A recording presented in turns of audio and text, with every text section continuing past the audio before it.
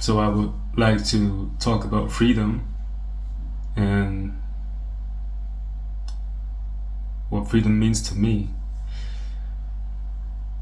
You see, freedom happens instantly as soon as there's no longer an entity that is trying to change what is. There's this thought entity that has been conditioned to change what is. Because the mind has been conditioned to think that smiling, projecting a happy face outside is what it should do, what it has to do in order to be accepted. And it does that in the hopes that it will get recognition and room and acceptance for those true feelings.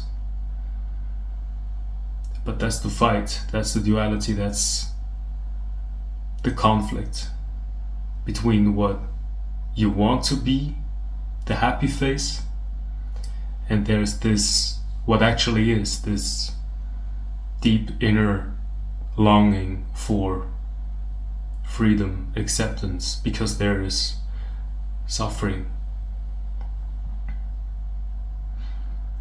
And radical freedom is when you're just radically accepting that part of the now is the sadness, the anger, the frustration, the grief, all the negative stuff. You know, the mind's version of enlightenment or liberation is, or the mind's idea of what it means to be free or enlightened is to constantly be happy. But in actuality, it's just the acceptance of what is. It's the freedom to be, to allow what wants to be expressed.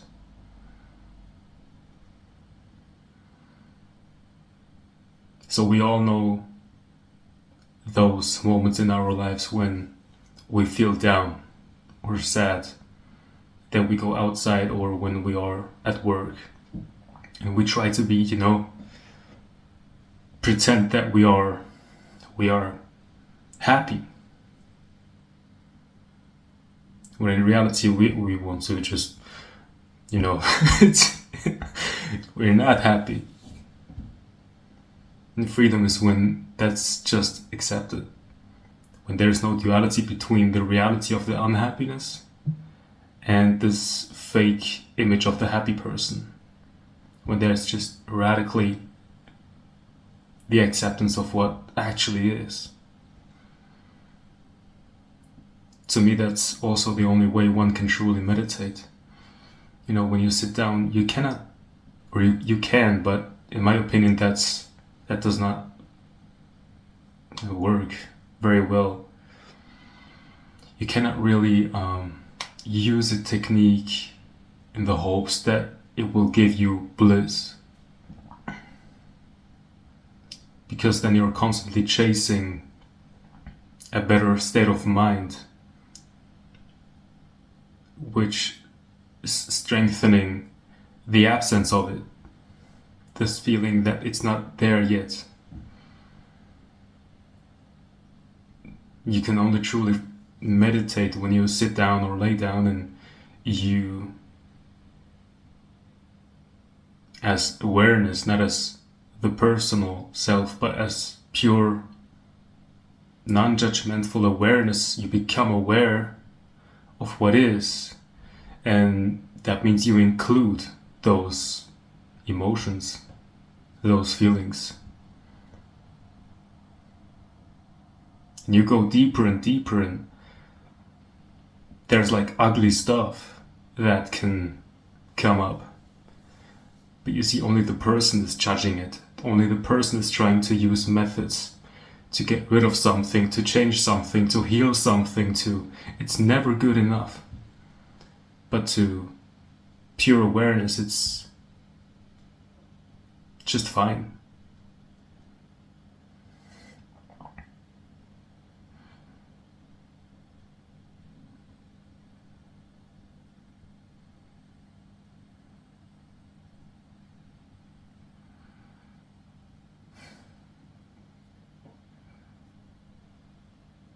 You see, I always wondered why gurus were not always smiling.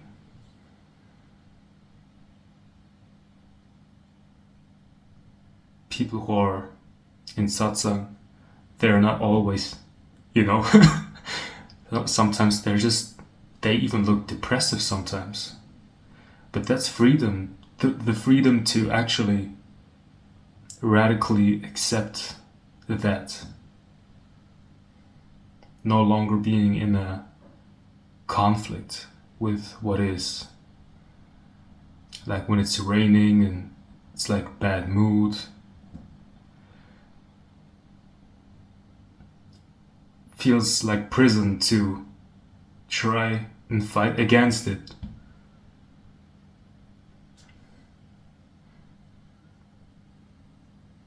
But to actually allow whatever, when there's like sadness or like a little bit of depression, that's how to release it. By actually allowing it to be. So peace is not really an emotion. Because there's like this Hawkins scale where peace is like on a certain frequency. But there's like bliss that's even higher, and love that's even higher, and neutrality is lower. It's like different states of feelings or emotions or frequency. But to me, peace is not really a frequency, or it's not really an emotion or a state of mind. To me, peace can exist simultaneously with every possible emotion. It's like whatever you feel right now, when that is accepted, and there's no separate entity in conflict with it, there's automatically peace. So when there's acceptance, that's like the beginning of peace. So when there's acceptance, peace emerges, and when peace is there's like healing can emerge. And that's how I think people would say that's like how to raise the vibration. by accepting at first, then there's peace, and then there's better and better feelings and states of mind. And you no longer feel attackable. You feel like you're on the right track, you're on the right path.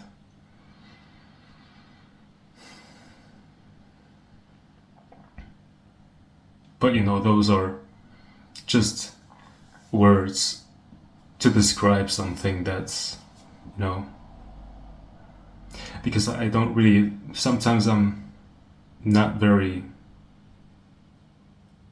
comfortable with the word path, because again, it makes the mind think that there's something in the future for it. People talk about the spiritual journey, but the spiritual journey never ends. So it just can't be a journey, because journey implies that there is like a destination. So when there's no destination, then it just can't be a journey. If there's not a destination, there's no journey to it. So the journey is already the destination. At least that's how it feels. Like there's no longer this longing, and when there's no longing anymore, there's like constantly feeling at home, and they're like changing vibrations. They come and go, thoughts, feelings come and go. But this radical acceptance, which is only, only this pure consciousness is able to do this. That is never changing. And that's home.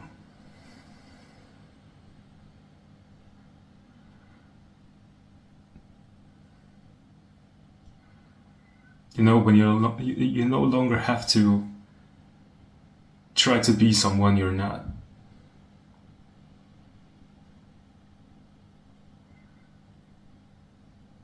When you were a kid, you were not, when you had a negative emotion, you were not trying to get rid of that emotion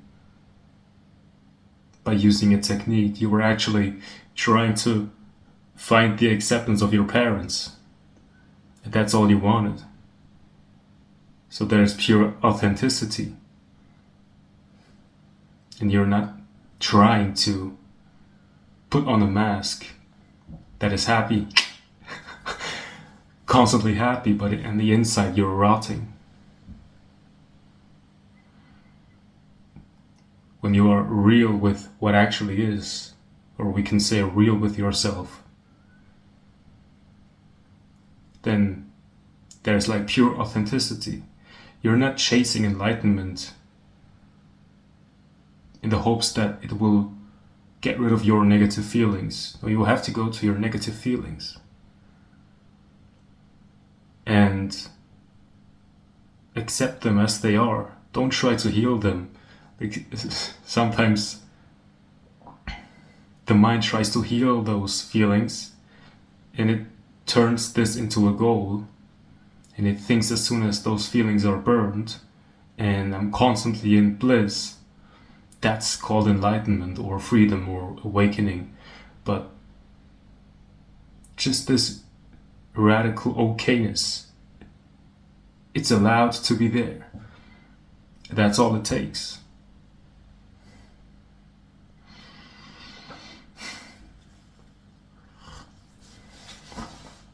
That's immediate connection to authenticity, and the separate self, it cannot be authentic.